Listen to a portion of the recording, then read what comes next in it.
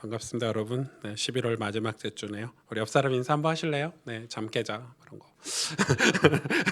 네, 오늘 하나님 주시는 새 힘 위로를 얻기를 원합니다. 축복 한번 해주세요. 네, 그렇죠. 네, 확실히 오전 예배, 오후 예배 분위기가 이렇게 다를까? 네. 그 환경 영향도 좀 있는 것 같아요. 제가 설교 전에 뭐 이런 말씀 드리기 뭐하지만 지금 교회 그 연말이라서 이렇게 많은 분들이 교회를 방문하고 계세요. 그래서 여러분 소지품 조심하시고 이렇게 아무데다 놔두고 다니시면 안 되고요. 연말이라 사람들이 많이 교회를 오시기 때문에 그래서 그 개인 소지품 항상 이렇게 잘 간직하시고 교회에서 이제 그런 거 잃어버리면 시험 들잖아요. 그러니까 잘 챙기시면 좋을 것 같아요. 자, 오늘은 레위기입니다. 레위기 19장 드디어 레위기를 시작하게 됐습니다. 레위기를 시작을 하는데 뭐 창세기도 한 2년 걸릴 줄 알았는데 제가 조금 퉁퉁퉁 가가지고 한 1년 정도의 창세기 강해가 끝났고 좀 아쉽지만 이제 레위기 강해를 하게 되는데 오늘은 19장 1절에서 4절을 보겠습니다. 19장 1절에서 4절 제가 봉독해 드릴게요. 여호와께서 모세에게 말씀하여 이르시되 너는 이스라엘 자손의 온 회중에게 말하여 이르되 너희는 거룩하라. 이는 나 여호와 너희 하나님이 거룩함이니라. 너희 각 사람은 부모를 경외하고 나의 안식일을 지키라. 나는 너희의 하나님 여호와이니라. 너희는 헛된 것들에게로 향하지 말며 너희를 위하여 신상을 부어 만들지 말라. 나는 너희의 하나님 여호와이니라. 아멘. 제가 이렇게 주중에 이제 설교 이렇게 그 뼈대를 하고 나서 이렇게 카톡방에 이제 이번 주 설교 본문이나 이런 걸 다 제목이라고 올리는데 레위기 19장을 하니까 목사님 왜 1장부터 설교 안 하시냐고 이렇게 질문하신 분들이 계시더라고요. 그래서 이 그 습관이 되게 무섭구나. 1장부터 설교를 합니다. 다음 주부터 이제 1장부터 설교를 하는데 이 레위기를 조금 이해를 해야 되는 게 이제 예를 들어 뭐 창세기 이런 거는 이제 뭐 사람이나 사건 어떤 중심으로 이 사복음서는 예수님에 관한 얘기고 뭐 서신서들도 다 뭐 사도 바울이나 이런 일정에 관한 얘기라면 또 창세기도 뭐 하나님이 창조 섭리를 이렇게 딱 다루시다가 아브라함 가문을 다루셨기 때문에 스토리가 있는 성경인데 레위기는 스토리가 있는 성경은 아니에요. 딱 율법서예요. 이렇게 해라 하고 주신 율법서이기 때문에 이 레위기를 그냥 1장부터 설교를 바로 들어가면 바로 번제에 관한 설교를 해야 되는데 도대체 번제가 뭔지 이 성경의 주제가 무엇인지 이런 거를 조금 참고하고 들어가려고 오늘 인트로 설교처럼 오늘 레위기 전반적인 주제나 또 레위기의 어떤 위치, 성경 안에서 레위기의 위치 이런 거를 먼저 오늘 설교를 하고 다음 주부터 이제 1장 번제 설교가 이렇게 들어가게 됩니다. 그래서 이제 그런 의미로 오늘 레위기라는 제목도 레위기예요. 그냥 레위기고 레위기에 관련된 우리 첫 설교를 여러분하고 하려고 합니다. 조금 저는 이 레위기 설교를 사실은 예전부터 하고 싶었고요.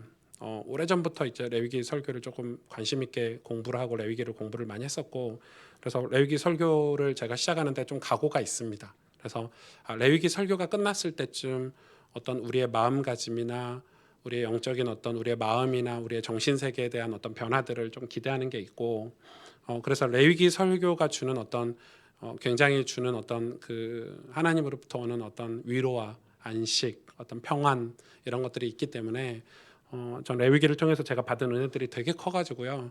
우리 성도님들에게 이 레위기를 설교를 하면서 조금 여러분들이 레위기 안으로 이렇게 많이 들어왔으면 좋겠다.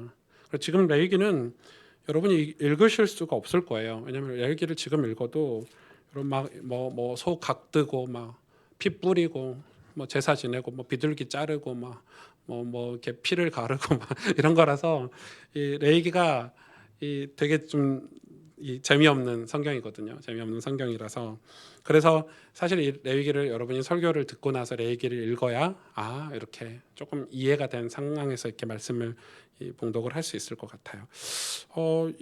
오늘 본문에 보니까 이 레위기의 주제 본문이 되게 주제가 많은데 이 레위기의 주제는 거룩이죠. 거룩. 그러니까 거룩이란 단어가 레위기에 굉장히 많이 나옵니다.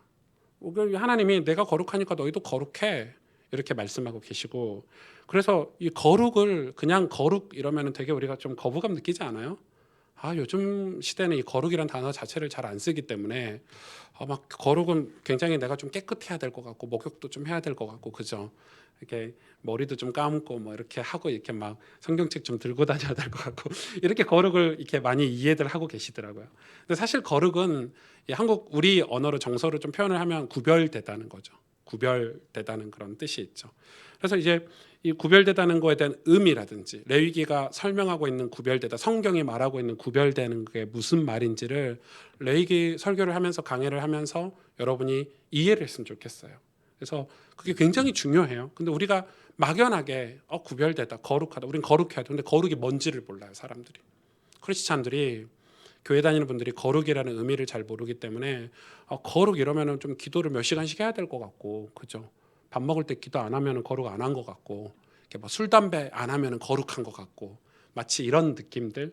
그러니까 약간 절제된 생활을 하면 거룩하고 절제되지 않은 생활을 하면은 조금 타락한 것 같고 이런 아주 굉장히 그 도덕적인 개념으로 거룩을 많이 이해하고 있어서 오늘 레위기를 여러분이 공부하면서 우리가 왜 거룩해야 되는지, 왜 구별되는 건지 그런 것들을 좀 찾아보려고 하는 것 같아요. 사실 지금 우리가 교회, 우리 신앙 공동체, 어떤 단체 이런 것들이 우리 안에 좀 많은데 지금도 우리가 이 신앙 공동체로 가스펠 교회가 이렇게 모여 있잖아요. 근데 지금 이 교회 안에 뭐가 많이 파고들고 있냐면 이런 조급함 이런 것들이 파고들어요. 이런 거죠. 뭐 당장 해야 돼 이런 거, 빨리 해야 돼. 이게 어떤 뭐냐면 목적주의거든요.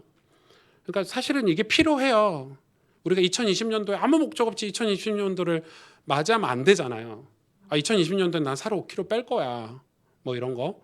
2020년도에 내가 돈을 어느 정도 저축할 거야. 이런 목적들이 우리 삶에 다 있죠. 물론 다 안 지켜져요.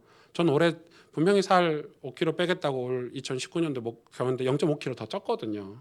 작년보다. 그러니까 안 빠져요. 물론 5kg를 뺐다가 다시 이렇게 가을 돼서 쪘는데 아무튼 그런 목적이 있는데 사실 잘 지켜지진 않죠. 그러니까 그게 필요하긴 한 것 같은데 그럼 교회 안에서의 매해마다 새해마다 주시는 목적은 무엇인가? 저는 그게 이제 개척하고 나서 교회를 개척하면서 그런데 조금 질문을 많이 했었어요. 하나님 앞에. 근데 사실 제가 저희 교회 오시면 알겠지만 저희 교회가 역사가 깊잖아요. 전통이 있는 교회인데 벌써 6년이나 됐는데 저희 교회 6년을 다 다니시는 분들은 저희 교회 이제 옛날에는 뭐 이렇게 그런 목적이 있는 플랜카드를 절대 이게 플랜카드를 걸질 않아요. 내년에는 뭐 지교회 몇 군데 합시다 이런 거 있잖아요. 내년에 전도 몇 명 합시다. 뭐 이런 거를 이렇게 붙여서 이렇게 하진 않아요.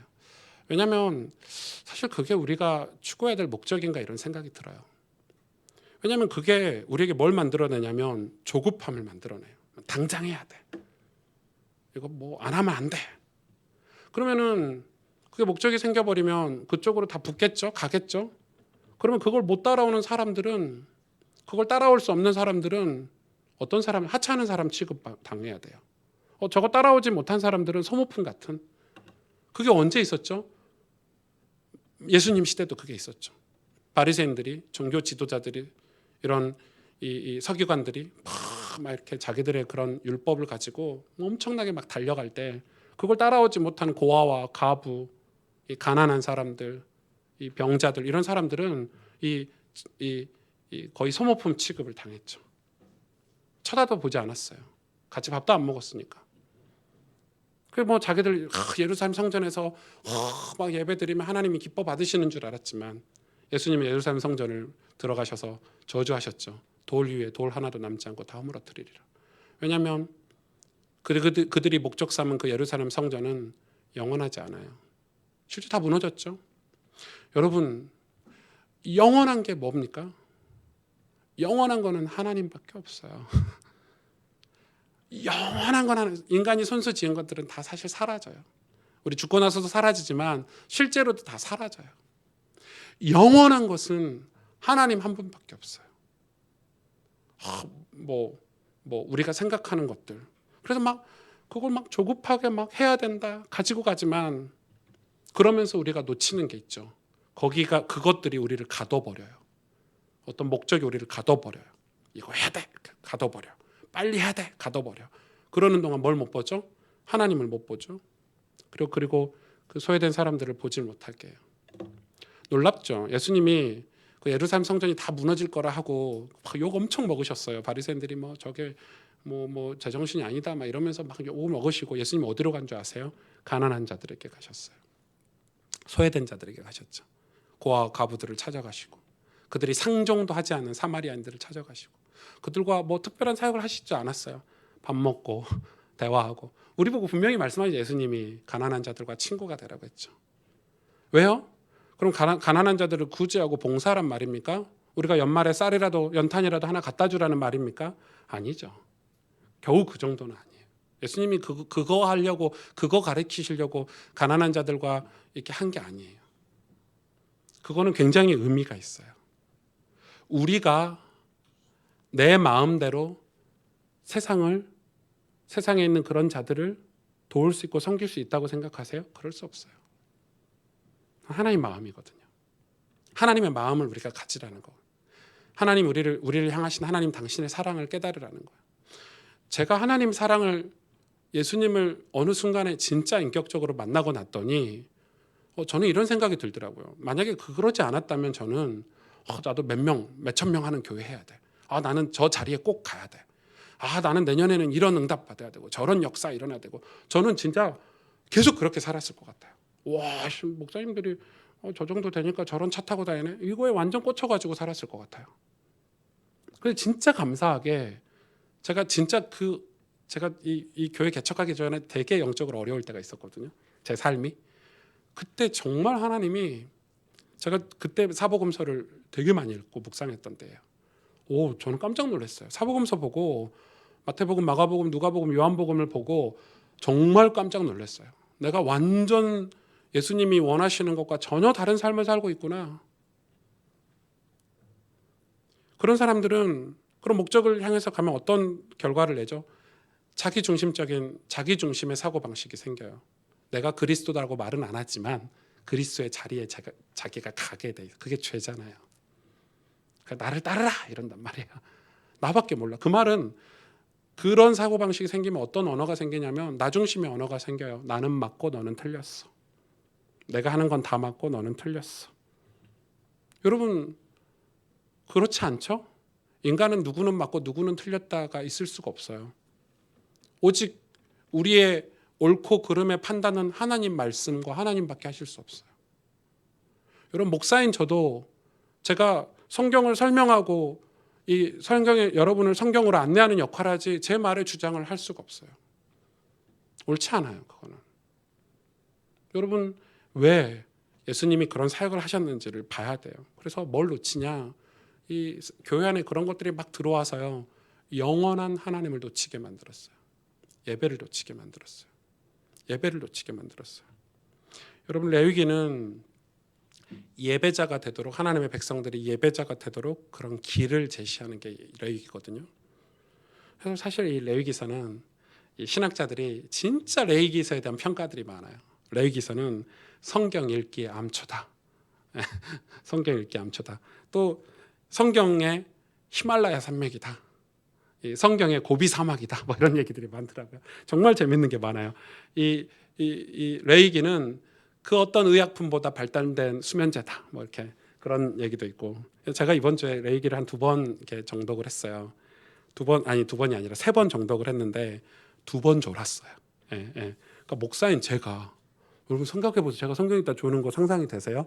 레위기는 강력한 수면제 역할을 해요. 그래서 여러분이 정말 불면증이 와 있거나 잠이 안 오거나 했을 때는 레위기서를 읽기를 강추합니다. 100% 졸려요. 레위기서 보셨죠? 칼로 각을 뜨고 피를 뿌리고 제사를 드리고 양을 잡아서 각을 뜨고 이게 뭔 말인지도 모를 뿐더러 이게 근데 왜 어렵죠? 지금 우리 같이 이 아이폰을 쓰고 뭐 이렇게 갤럭시를 쓰고 최첨단 시대의 현대인들이 그 현대인들이 파악하기 힘든 아주 난해한 주제들이 레위기서에 열거돼 있어요. 지금 막 소를 잡아서 각을 뜨래 우리 보고. 우리가 소를 잡아서 각을 뜨냐고요. 소 잡아 보셨어요? 이렇게 막 닭모가지 비틀어 보셨냐고요. 이렇게 막 그런 거 안 해보셨죠?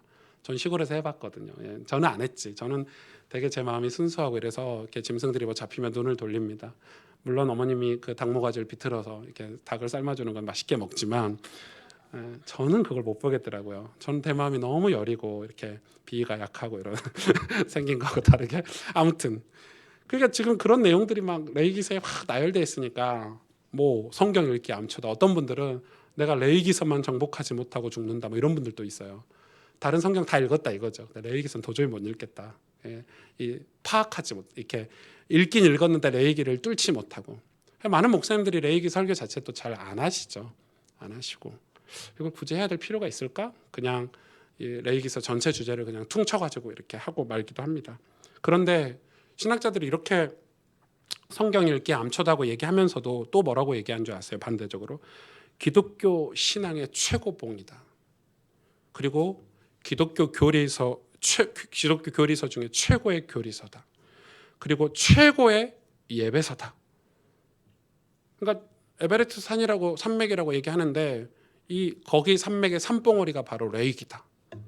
레위기를 이해하지 못하고 레위기를 받아들이지 못하면 신앙생활을 했다라고 말할 수 없다. 어떤 신학자들은 예배를 모르는 사람이다. 레위기를 모르고 예배를 드린다는 것은 이렇게까지 설명을 해요. 그러니까 레위기 위치를 알겠죠. 레위기가 얼마나 중요한 성경인지 왜 이런 얘기들 하는지 오늘 다 살펴볼 거예요. 이 레위기는 원래 레위기의 이름이 없어요. 여러분 구약 성경 히브리어 원래 성경은 이 유대인들이 이렇게 이 모세를 통해서 모세 오경을 받고 막 이렇게 받았잖아요. 이게 선지자나 이런 사람 통해서 하나님 말씀을 기록해서 올려놨는데 이 하나님 말씀을 손대면 죽는 줄 알았어요. 감히 성경에다 이름을 못 붙였어요. 이름을 어디 감히 하나님 말씀에 이름을 붙여요.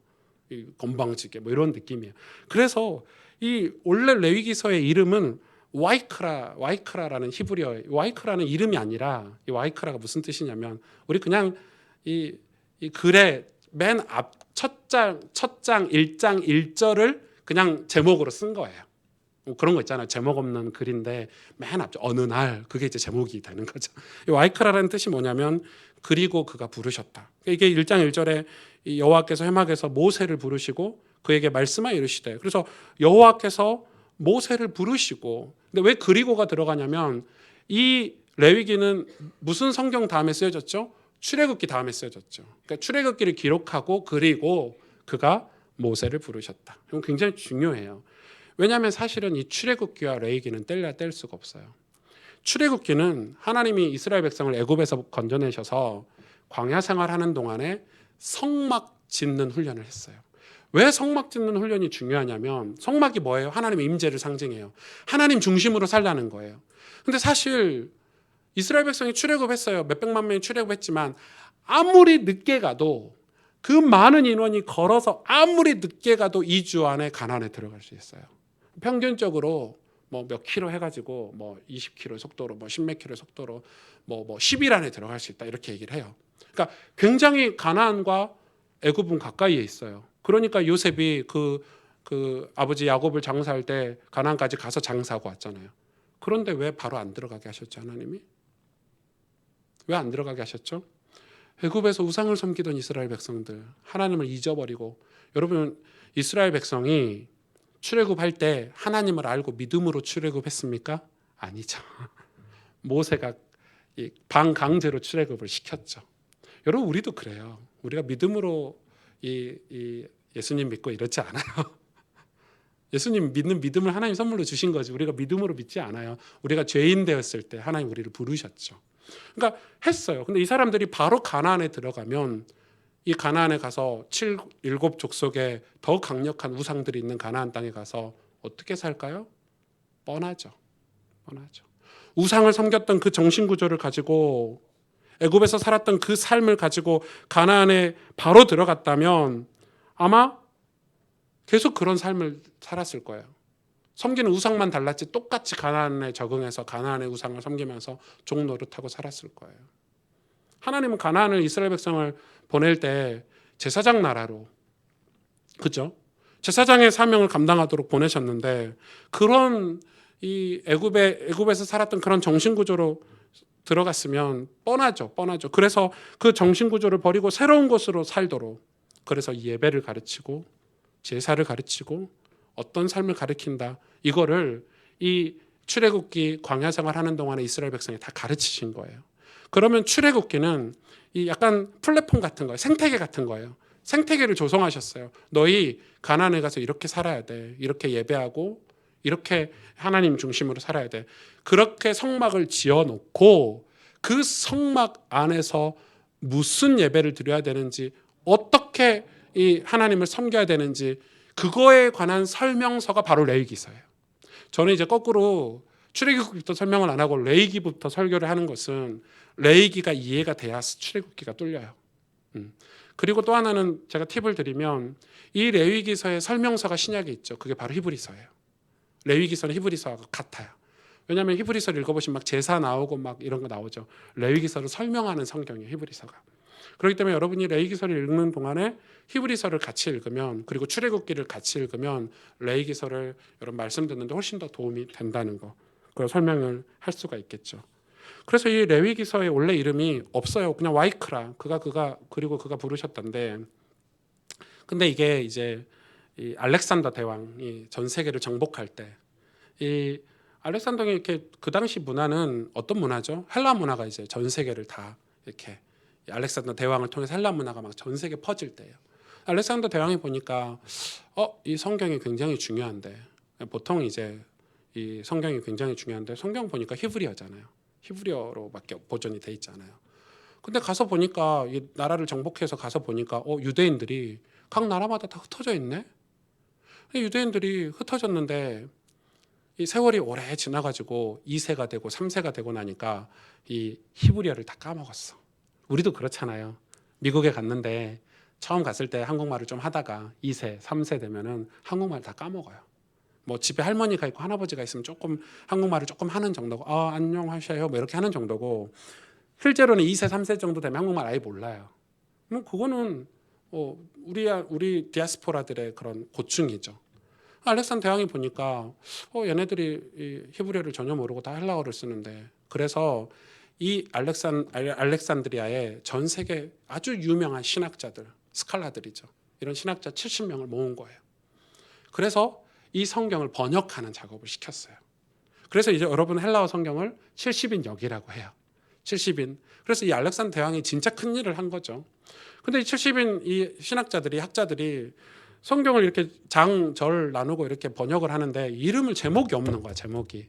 그래서 자기들이 이제 제목을 붙여야 되겠다 해서 이제 레위기서를 보니까, 레위기를 이렇게 쭉 읽으니까 레위인에 관한 얘기거든요. 제사장 레위인에 관한 얘기, 제사에 관한 얘기. 그래서 이거를 레위인에 속한 것이라 이름을 짓자. 이렇게 헬라어의 제목은 레위인에 속한 거예요. 그게 이제 영어로 번역되고 한국말로 번역되면서 레위기서다 이렇게 이름이 내려온 거죠. 원래 이 레위기의 히브리어 이름은 와이크라, 그가 그리고 부르셨다가 원래 제목이고, 그래서 이게 이런 레위기서를 통해서 하나님은 우리에게 제사를 가르쳐요. 그래서 레위기서를 시작하면서 첫 구조는 5대 제사에 대해서 나와요. 여러분 뭐 잘 아시죠? 번제, 뭐 소제, 뭐 속건제, 뭐 속제제, 뭐 이런 5대 제사가 나오고, 이 제사의 내용을 가르치고 그 다음에 이 제사 지내는 사람들에게 관한 설명이 나와요. 제사장은 이렇게 살아야 돼, 이런 거 있죠. 그래놓고 세 번째 단락에는 그 사람들이 섬겨야 될, 왜 이런 제사를 지내야 되는 의미 설명이 돼 있어요. 그래서 레위기는 3단계 구조로 돼 있는 거예요. 굉장히 중요하겠죠. 여러분 이거는 굉장히 중요해요. 이 이스라엘 백성이 출애굽해서 가나안을 들어가는데 예배를 모르고, 예배의 대상을 모르고 가나안에 들어간다고 생각해 보세요. 여러분, 그래서 불신자들이 예수님을 처음 믿으면 제일 먼저 배워야 될 게 예배예요. 예배. 우리는 교회 처음 오면 뭐부터 배워야 돼요? 이렇게 하는데 사실 예배부터 배워야 돼요. 왜냐하면 과거에 살았던 삶을 청산하고 새로운 삶을 살아야 되는데, 그 새로운 게 뭐냐면 하나님 가르쳐 주신 게 바로 예배예요. 예배가 우리 삶의 새로움이에요. 왜? 주인이 바뀐 거예요. 그렇죠? 주인이 바뀌었어요. 우리 인생의 주인이 바뀌었어요. 그렇기 때문에 이 예배는 굉장히 중요하죠. 그래서 이 예배에 관한 철저한 율법을 가르쳐 준 게 바로 레위기, 신명기, 민수기도 마찬가지고 엄청 율법이에요. 그래서 이거 해, 이거 하지 마, 이런 식인 어투예요. 어투가. 그럼 우리 율법에 대해서 율법 듣기만 해도 깝깝하잖아요. 우리 일단은 위에서 지시하면 거부감이 들거든요. 이거 뭐 하라 그래, 알아서 할 건데 뭐 이런 생각이 들잖아요. 그래서 율법이 그러면 어떤 의미가, 이거 레위기는 완전 율법서거든요. 그럼 이 율법이 도대체 우리에게 주는 의미가 무엇인지를 봐야 되겠는데, 히브리서 10장 1절에 이 레위기서를 설명하면서 이렇게 설명하고 있어요. 율법은 장차 올 좋은 일의 그림자일 뿐이요, 참 형상이 아니므로 해마다 늘 드리는 같은 제사로는 나아오는 자들을 언제나 온전하게 할 수 없느니라. 자, 정확히 설명하고 있죠. 율법은 장차 올 좋은 일의 그림자일 뿐이래요. 참 형상은 아니래요. 그래서 우리를 그 율법대로 드리는 그 제사로는 우리를 온전케 할 수 없대요. 그럼 지금 우리가 드리고 있는 이 가스펠교회 공예배, 이 공예배는 공동체 예배, 우리가 약속해서 하나님 앞에 함께 드릴 예배가 뭐예요? 저는 이 예배도 그림자라고 생각해요. 이거 그림자예요. 진짜는 뭐예요? 여러분 삶 속에 계시는 하나님, 여러분 마음 속에 계시는 예수 그리스도가 진짜인 거예요. 이 성전, 이거 성전도 아니죠. 우리가 임대해서 쓰는 이 교회 당 건물, 이거는 그림자예요. 이건 진짜가 아니에요. 모형이에요.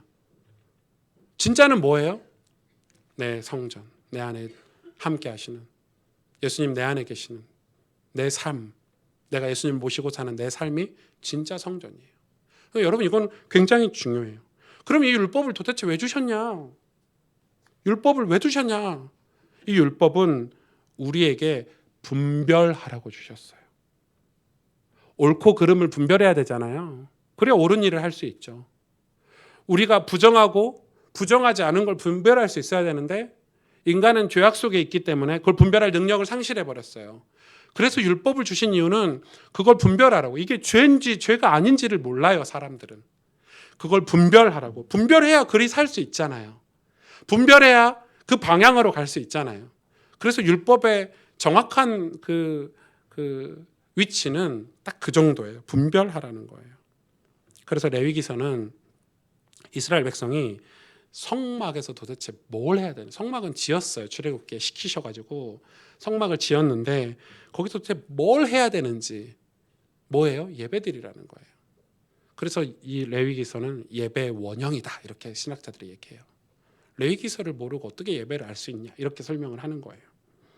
그래서 제가 이 레위기 강해를 이제부터 시작을 하는데, 제가 사실은 이 레위기 강해를 한 텀 더 쉬고 다음에 할까 이런 생각도 하다가 지금 하게 됐을 때는 좀 여러 가지 이유가 있어요. 제 딴에는 시간표라고 생각을 했고, 또 어떤 승부처라고 생각도 했어요. 제가 그 교회를 개척하면서 저희 교회 대학생들이 되게 많이 와요. 오승주 목사님 개척했대. 오승주 목사님이, 제가 청소년사 가니까 뭐 강남에 교회 개척했대 해서 저희 교회를 대학생들이 많이 왔었죠. 근데 이제 대학생들이 저희 교회를 또 많이 떠났어요. 청년들은 거의 안 떠나는 것 같은데 대학생들은 이제 뭐 이렇게 가요. 제가 이제 들어보면 왜 갔대? 이렇게 물어보면 그냥 가는 거 저는 개의치하지 않아요. 오기도 하고 가기도 하고 그러는 거죠, 교회가. 아무튼 갔어요. 근데 이제 저한테는 조금 이 충격이 되고 실망이 되는 게 뭐냐면, 대학생들이 하는 얘기가 자신의 전문성을 키워줄 시스템이 없다는 거, 우리 교회는. 그렇구나. 그래서 자기를 도와줄 만한 뭐 장로님, 뭐 이렇게 전문인, 뭐 이런 게 교회에 없어서 그런 분들의 도움을 받고 싶다 해서 주로 이제 좋은 대학 다니는 친구들은 그걸 쫓아서 이렇게 많이 가더라고요. 그렇구나, 그렇지. 근데 저는 이제 뭐 그거에 대해서 분명히 수긍이 되고, 뭐 우리 교회가 아직 작은 교회니까 그런 시스템을 갖춰야 되겠다 이런 생각도 드는데, 솔직히 말해서는 조금 실망이 됐어요. 제가 우리 아이들을 잘못 가르쳤구나 이런 생각도 들었어요. 그게 필요 없다는 말이 아니에요. 이 인턴십이나 전문성을 아이들이 교회에서 케어해 주는 게, 여러분 저 오해하지 마세요. 저희도 할 거예요. 시간표 되면 자연스럽게 하게 되겠죠. 근데 그게 필요 없단 말이 아니에요. 아이들이 교회를 나오고 예배를 나오고 예수님을 믿는 게 쟤네들의 밑바탕에 깔려 있는 거는 전문성을 갖추고 성공하는 게 진짜 중요한가 보구나 이런 생각이 드니까 되게 씁쓸하더라고요. 되게 씁쓸했어요. 교회 나오는 게 예배드리러 나오는 거 아닌가? 이렇게 은혜 받으러 나오는 거 아닌가? 이런 생각이 들었어요. 저는 그게 되게 이렇게 여러분, 이스라엘 백성의 출애굽해서 하나님이 제일 먼저 가르치신 게 예배였어요. 가나안 땅을 어떻게 정복해야 되는지 전략을 가르치신 게 아니에요. 가나안 땅에 가서 이렇게 해야 성공한다 그런 성공 전략을 가르치신 게 아니에요. 우리가 세상에서 지금 힘이 없고 욕을 먹고 아무 선한 영향이 없는 것은 실력이 없어서가 아니에요. 우리가 전문성이 없어서가 아니에요. 출애굽기 19장 5절 6절에 이렇게 기록하고 있어요. 세계가 다 내게 속하였나니 너희가 내 말을 잘 듣고 내 언약을 지키면 너희는 모든 민족 중에서 내 소유가 되겠고 너희가 내게 대하여 제사장 나라가 되며 거룩한 백성이 되리라. 너는 이 말을 이스라엘 자손에게 전할지어다. 출애굽기에서 레위기를 이 모세가 한 20일 정도 걸쳐서 받았거든요. 이 레위기서를 이야기하시면서 주신 말씀이 출애굽기 19장 오늘 5절 6절이에요. 이 언약을 신의 산 언약이라고도 하고 조건적 언약이라고도 해요. 왜 조건적 언약이죠? 하나님이 조건을 걸었어요. 세계가 다 내게 속했다. 전 세계가 내 거다. 하나님이 하신 말씀이에요. 그러면서 뭐라 그래요? 너희가 내 말을 잘 듣고 내 언약을 잘 지키면 너희는 모든 민족 중에 내 소유가 되고 너희는 제사장 나라가 되고 거룩한 백성이 될 거라고 조건부 언약을 딱 제시했어요. 이걸 신의 산 언약이라고 하거든요. 이 조건부 언약이라고 그래요. 이 오늘 출애굽기 말씀은 뭐 베드로도 인용을 했죠. 거룩한 나라가 될 것이고 뭐 제사장이 될 것이고 신약에 엄청나게 인용이 돼 있죠. 그래서 이 레위기서는 이 조건적 언약이라고도 해요. 부제목이 조건적 언약이에요. 너희가 이렇게 하면 내가 너희를 이렇게 해주겠다라는 하나님 편에서의 조건적 언약이 바로 레위기서예요. 레위기서는 엄청 중요해요. 우리가 레위기서를 지켜야, 레위기서를 해내야 하나님이 주시는 거룩한 백성, 구별된 사람, 어떤 제사장 나라가 될 수 있다는 거예요. 이해가 되시죠? 그게 레위기서예요. 하나님이 우리 인간에게 내건 조건이 바로 레위기서인 거예요. 이해가 되시죠? 성경 전체적으로 유일하게 우리에게 이거 해라고, 이걸 지켜야 너희들이 이렇게 될 수 있어 라고 주신 게 바로 레위기서인 거예요. 엄청 중요하죠. 자, 이 레위기는 그래서 거룩이 주제인데 거룩은 구별된 거예요. 구별되다와 거룩은 좀 어감이 다르죠. 구별은 왠지 좀 샤워 좀 해야 될 것 같은데, 근데 아니 거룩은, 구별은 그런 느낌이 아니죠. 구별은 쉽게 설명하면 이런 거예요. 제가 어젯밤에 내일 주일날 입으려고 양복과 와이셔츠와 넥타이를 나름 맞췄어요. 깔맞춤 이렇게 이런 걸 깔면. 그 양발도 이 바지 색깔과 맞췄고 이거를 딱 구별해 놨어요. 이건 내일 입을 거야. 많아요. 양복이 몇 벌 되잖아요. 와이셔츠도 많고 양발도 엄청 많아요. 그러니까 이걸 꺼내서 내일은 이렇게 입을 거야. 그걸 뭐라고 그래요? 특별한 목적을 위해서 구별해 놓는 거를 거룩이라고 하는 거예요. 그러면 여러분 이런 것도 되죠. 과일을 샀어. 과일이 너무 맛있어. 우리 남편. 이거 우리 남편 먹여야지. 우리 아들 먹여야지. 해서 따로 빼서 이렇게 넣어놓잖아요. 저것이 먹으면 안 돼. 이러면서 따로 빼. 그럼 구별되는 거예요. 특별한 목적을 위해서 이렇게 따로 챙겨놓는 거. 이렇게 구별해 놓는 거. 그게 거룩이에요. 자, 하나님은 우리를 구별하셨대요. 응? 그럼 좀 이해가 되죠? 누굴 구별해요? 저와 여러분을 구별하셨대요. 특별한 목적을 위해서 따로 챙기신다는 거예요. 어떤 특별한 목적을 위해서 우리를 따로 구별해 놓으셨대요. 그게 바로 거룩이에요.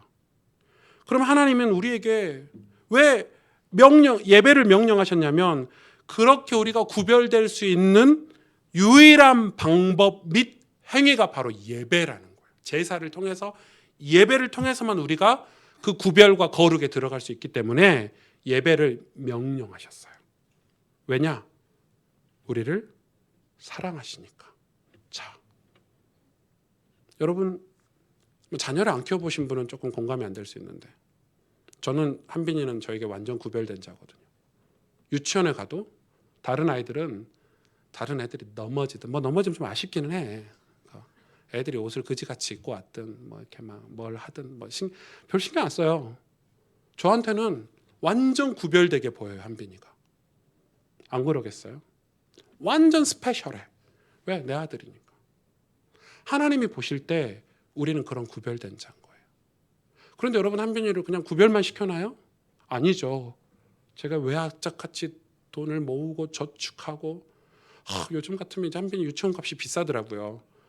그래서 아이스크림 2개 먹을 거, 3개 먹을 거 2개만 먹고 뭐 이런 식이거든요. 저는 그래서 뭐 이렇게 안 먹지는 못하겠어요. 그래서 라면도 3봉씩 끓여 먹었는데 요즘 2봉만 끓여 먹고 한편이를 약간 구별되게 키워보려고 잘 키워보려고. 그게 구별되다는 의미예요. 하나님 편에서 볼 때 우리를 향하심. 자, 레위기 11장 45절에서 46절에 여러분 약간 졸리신 것 같아서 제가 이런 걸 예상을 다 했어요. 레위기서를 설교하면 좋을 거다. 11장 45절 46절을 같이 읽겠습니다. 나는 여호와 너희의 하나님이라. 내가 거룩하니 너희도 몸을 구별하여 거룩하게 하고 땅에 기는 길짐승으로 말미암아 스스로 더럽히지 말라. 나는 너희의 하나님이 되려고 너희를 애굽 땅에서 인도하여 낸 여호와라. 내가 거룩하니 너희도 거룩할지어다. 아멘. 이 거룩하다는 표현이 성경 전체 152회나 나와요. 그리고 그 거룩하다에 반대되는 말 불결이라는 뜻이, 불결하다 이런 뜻이 132회나 나와요. 이건 두 개가 연결돼 있어요. 거룩을 설명하기 위해서 불결이라는 걸 설명하기 때문에, 그럼 성경 전체적으로 말했을 때는 거의 뭐 300회에 가까운 거룩을 설명하는 단어들이 나와요. 그만큼 성경 자체가 거룩을 설명하는 성경이에요. 그리고 신약 성경에는 이 레위기를 인용을 제일 많이 했는데, 구약에서 여러분 의외죠. 무려 100번이 넘게 레위기를 신약에 인용을 했어요. 이 레위기가 차지하는 위치가 굉장히 성경 안에서는 중요해요. 한 번은 레위기를 뚫어야 돼요. 그래서 이 레위기를 무려 100번이나 신약에서는 인용을 했어요. 그런데 이제 오늘 이 레위기서에서는 이 거룩의 내용과 의미를 설명하면서 5가지 거룩에 대해서 설명을 해요. 이제 제가 설교할 때 하나하나 설명할 건데, 오늘 이 레위기서 안에 있는 5가지 뭐냐? 첫 번째는 거룩의 대상, 두 번째는 거룩한 제사장, 세 번째는 거룩한 백성, 그리고 네 번째는 거룩한 땅, 그리고 5번째는 거룩한 주님. 그래서 이 5가지를 설명을 해요. 제일 먼저 첫 번째는 거룩의 대상이죠. 대상은 누구예요? 하나님. 하나님 한 분밖에 거룩하지 않다는 거예요. 그래서 이 말은 굉장히 중요해요. 하나님이 거룩하지 않으면요, 인간은 하나님 믿을 수가 없어요. 기준이 사라져 버리는데요. 여러분은 저를 절대 믿으시면 안 돼요. 왜? 저는 여러분에게 거룩이라는 기준을 제시할 수 있는 능력이나 인격이 안 돼요.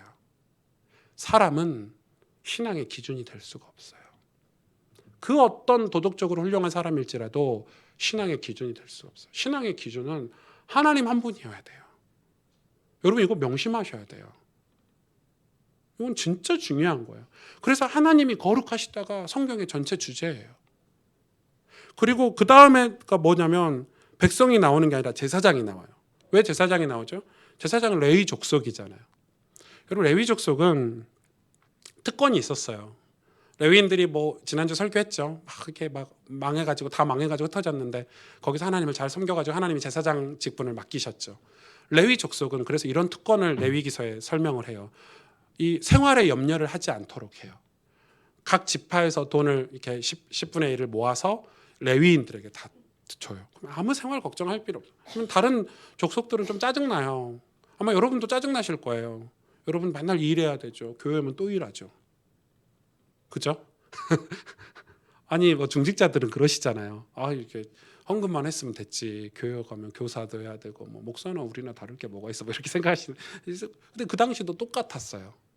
근데 전적으로 생활 염려를 하지 않고 전적으로 이 제사만 섬기는 족속이 바로 레위 족속이에요.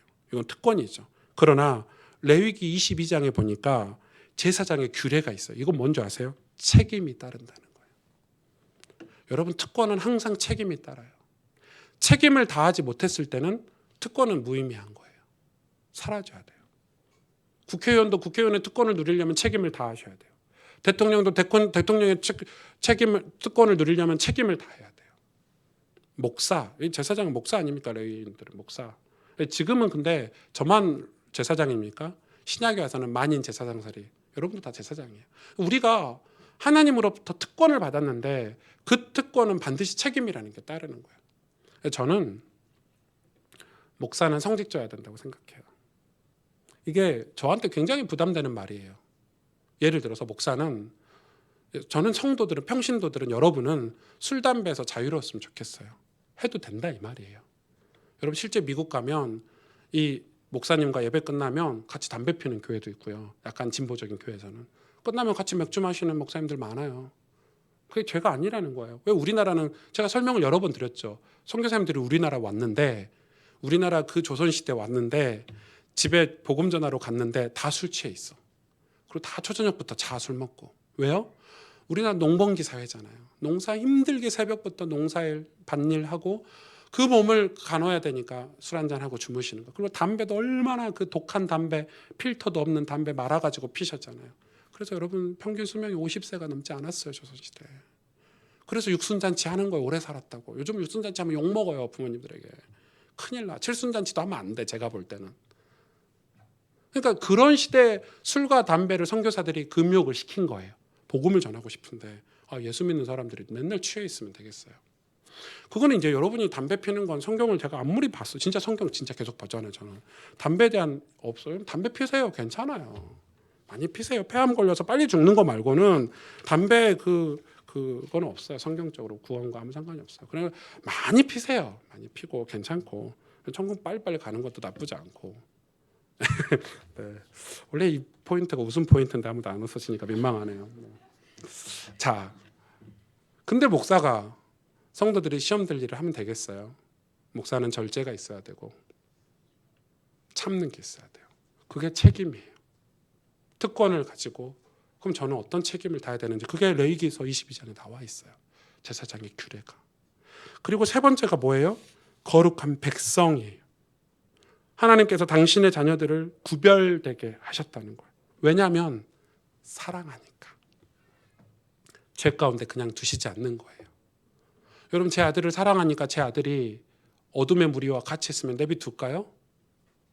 한빈이가 맨날 뭐 소매치기 집단에 가가지고 남 훔쳐가지고 막 집에서 돈 가지고 오면 한빈아 네가 진짜 우리 집에 진짜 살림을 다 가지고 오는구나. 잘했어 이렇게 할까요? 저는 반절 허리를 뭐 이렇게 다리를 불어가지고라도 진짜 네가 미쳤나 이런 사생 결단을 내릴 것 같아요. 왜?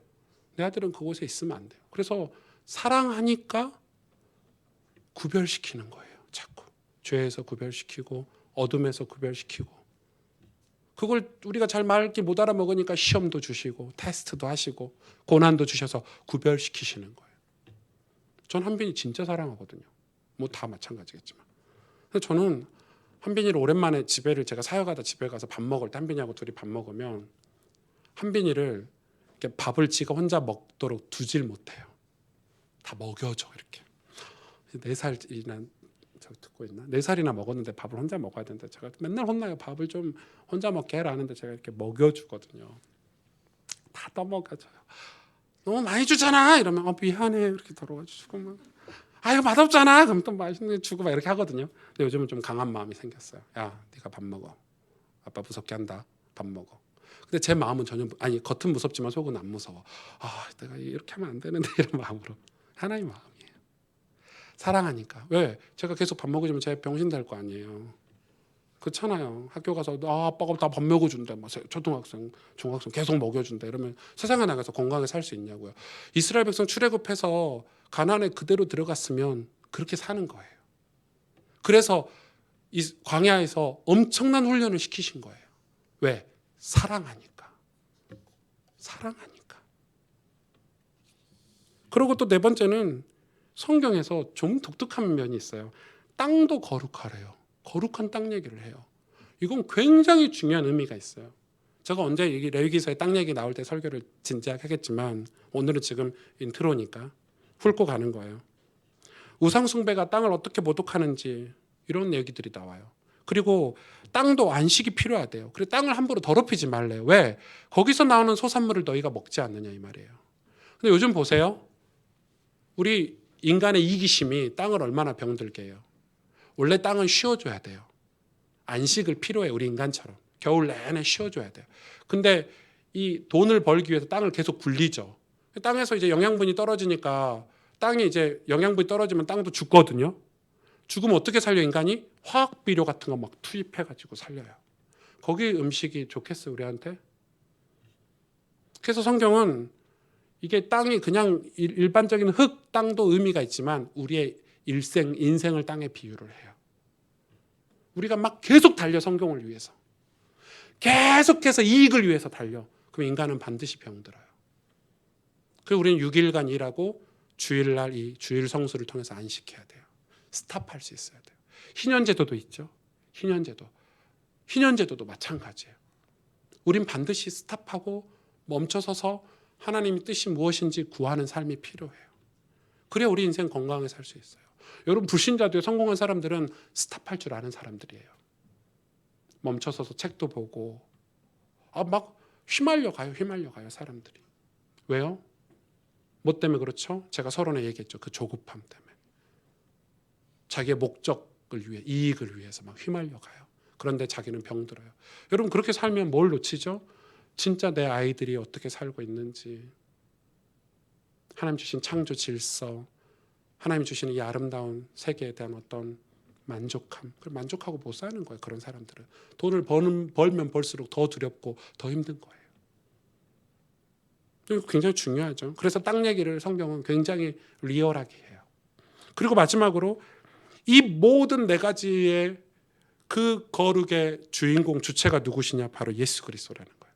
이 모든 일을 할 수 있는 거는 예수 그리스도를 통해서만 가능하대요. 죄사함, 죄로부터의 정결함, 이 율법이 가르치고 있는 게 바로 예수 그리스도이기 때문에. 그래서 율법을 알아야 예수님을 진짜 믿을 수 있어요. 왜? 율법을 통해서 내가 죄인이라는 걸 깨달아야 예수님을 믿을 수 있기 때문에. 레위기 19장 오늘 본문이죠. 한 번만 더 읽어드릴게요. 여호와께서 모세에게 말씀하여 이르시되 너는 이스라엘 자손의 온 회중에게 말하여 이르라. 너희는 거룩하라. 이는 나 여호와 너희 하나님이 거룩함이니라. 너희 각 사람은 부모를 경외하고, 부모를 경외하란 말이 왜 나올까요? 나의 안식일을 지키라. 나는 너희 하나님 여호와이니라. 너희는 헛된 것들에게로 향하지 말며 너희를 위하여 신상을 부어 만들지 말라. 나는 너희 하나님 여호와이니라. 이 레위기 끝장에 가면 단번 제사가 나오거든요. 단번 제사는 한 번의 제사로 끝내는 거예요. 그 예수님을 상징하는 건데, 도대체 이 예수 그리스도를 하나님 우리에게 보내주셔가지고 도대체 이게 무슨 내용인가? 레위기를 제가 공부하면서 이게 무슨 내용인가? 이거를 이제 제가 찾다가 이게 엄청난 의미가 있구나. 그래서 제가 좀 영상을 하나 보여줄 건데, 이 시각장애인, 진짜 옛날 영상이에요. 2003년도인가 이런 영상인데, 시각장애인 아빠가 이제 아들을 혼자 키우는 그런 영상인데, 이 영상을 한번 보시고 제가 오늘 이 본문을 결론을 내리겠습니다.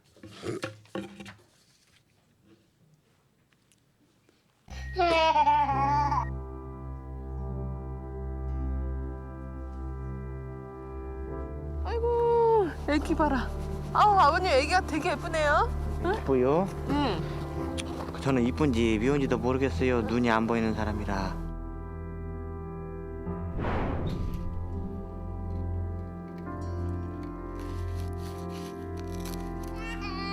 이쁘지 해야지. 그리고 눈을 나를 닮아고 났어. 눈물 납다. 나도 이렇게 생긴 것도 이게 여태 살아온 것도 힘들었는데 또 야를 또 이렇게 살아야 하냐 해서 잘 커. 잉? 엄마 없어도 잘 커. 아빠.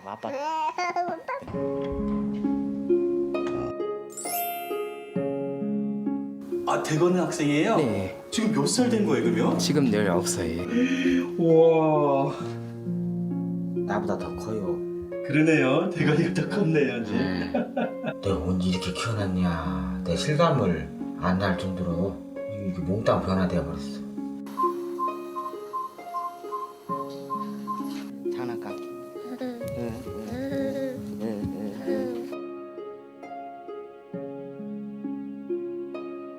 그래도 수술 못 받았다면 세상을 이렇게 밝게 못 봤을 것 같아요.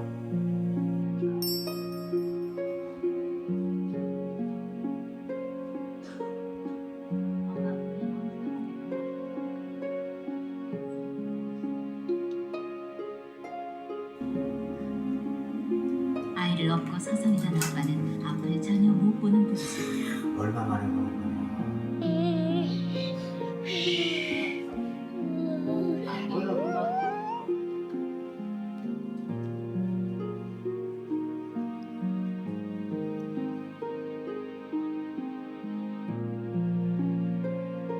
아버님, 대건이가 눈물 흘리고 있어요.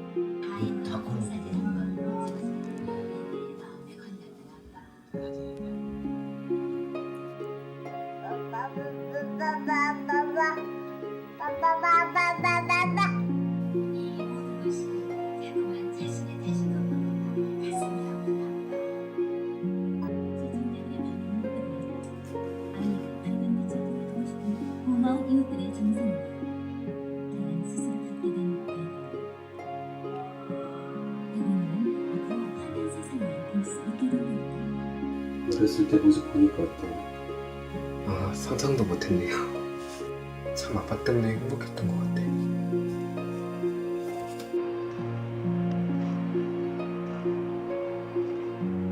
색깔은 무슨 하얀색인데 이게 미해울되는 하얀색 현상이 일어나고 있어.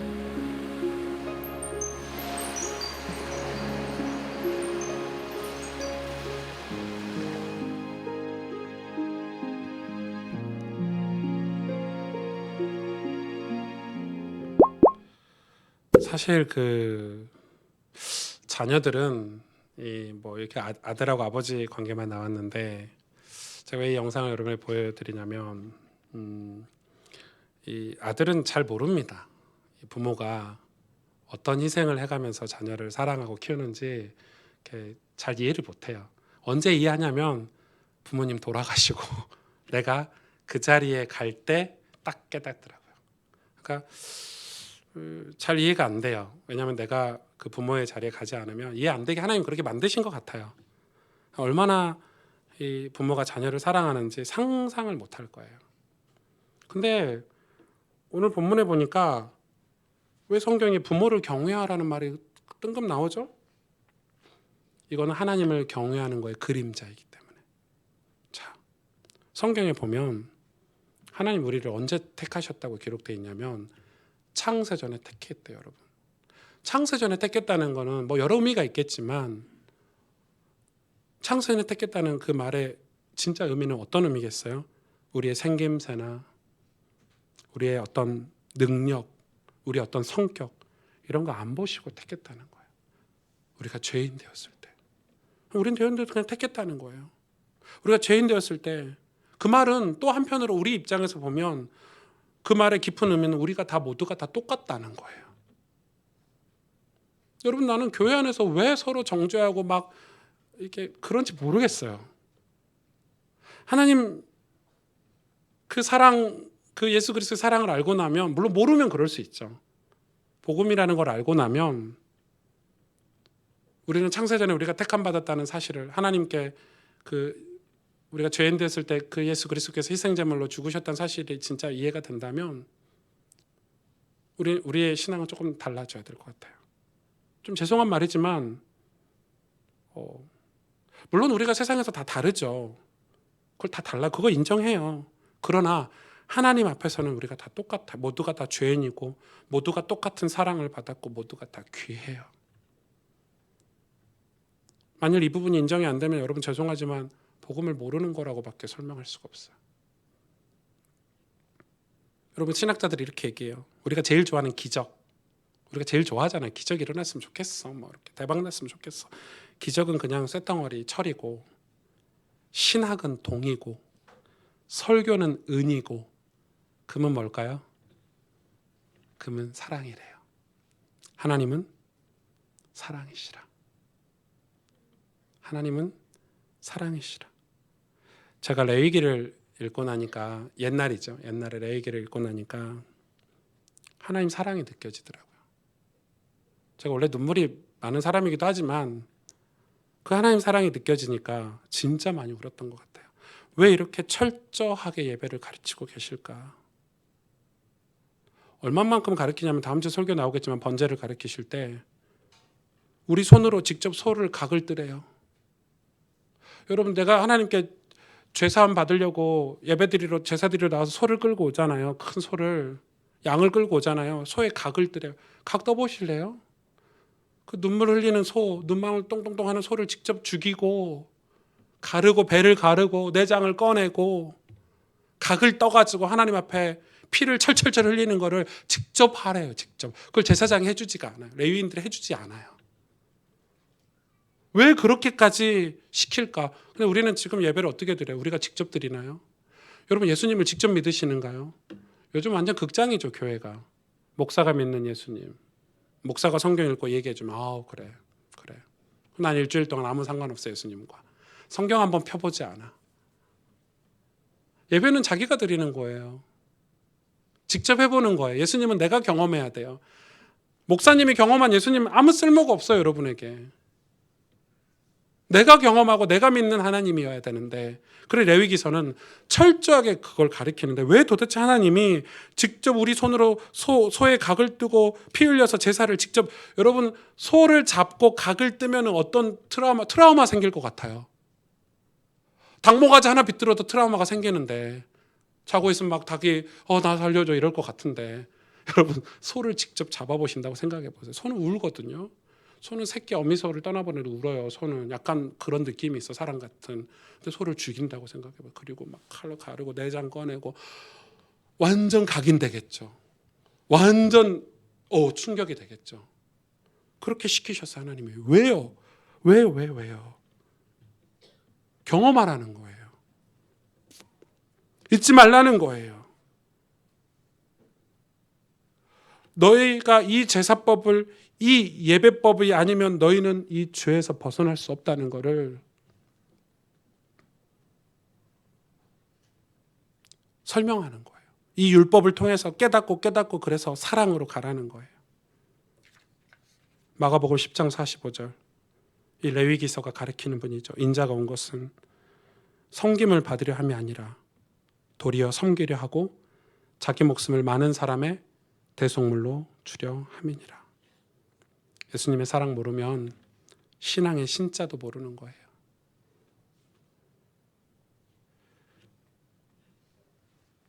레위기서 공부하는데 왜 저희 엄마 아빠가 생각이 났는지 모르겠는데, 저희 어머님이 저 어렸을 때 되게 부끄러웠거든요. 한번 제가 학교에 뭘 들고 와야 되는데 놔두고 왔는데, 뭐 그냥 안 들고 오셔도 그냥 한 대 맞고 마음만 되는데, 저희 어머님 성격에 또 그걸 들고 오셨어. 학교까지 일하다가 마시고. 근데 일하다 말고, 안 그래도 우리 집이 더럽고 막 불 떼고 이러니까 막 온몸이 새카만데, 일하다 오셨으니까 손에 막 흙 묻고 손톱에 새카맣고, 호미는 왜 들고 오셨는지 모르겠어요. 얼마나 급하게 오셨는지. 제 숙제 이렇게 들고 오신 적이 있는데, 근데 아이들이 뭐라 그러냐면요, 야 너네 할머니 오셨다 이러더라고요. 엄마인데. 근데 제가 그거를 아니야 우리 엄마 이렇게 했어야 되는데 아무 말도 못했어요. 철이 안 들어가지고 부끄러우니까. 왜 왔어? 여러분 진짜 그게 언제 생각난 줄 아세요? 어머님 장례 때 그게 생각나더라고요. 죄송하더라고요. 그게 그 어릴 때 했던 그 어머님한테 모질게 했던 그 철없는 아들의 모습이 생각이 나는데, 어머님은 그 일을 그렇게 손톱에 떼끼고 그 100원짜리 하나 쓰시지 않으면서 뭐 하려고요? 나를 위해서 사신 거잖아요. 자식 키우려고. 그게 언제 제가 그 부모님에 대한 존경이 생겼냐면, 철이 들고 어머니 아버님이 나를 사랑한다는 사실을 깨닫고 나서 어머니 아버지에 대해서 함부로 못했어요. 어머니가 글도 모르시죠. 가난하죠. 그러나 무시한 적 한 번도 없어요. 절대 무시할 수 없었어요. 왜요? 어머님이 나를 사랑한다는 걸 알고 났어요. 글 모른다고 가난하다고 이렇게 얘기하지 않았어요. 여러분 우리가 교회에서 왜 봉사하죠? 왜 찬양하고 예배합니까? 여러분 사실 영접하고 예수님 영접하고 구원받았으면 교회 안 나오셔도 돼요. 그냥 놀러 다니고 이미 천국 다 가는 거 결정됐잖아요. 우리 신학에 의하면. 그 신학도 확인해 봐야 되는데. 그런 마음이 있는가 봐요, 요즘 젊은 세대들이. 구원받았으니까 막 사는 거. 그거는 율법이 아니에요. 제가 왜 열심히 신앙생활을 하냐고요? 사람들이 물어봐요. 야 승주야 너 왜 이렇게 열심히 해 신앙생활? 좀 대충 해. 저 열심히 해서 복 받으려고 하는 거 아니에요. 저 목회를 너무 열심히 한대 사람들이 저보고.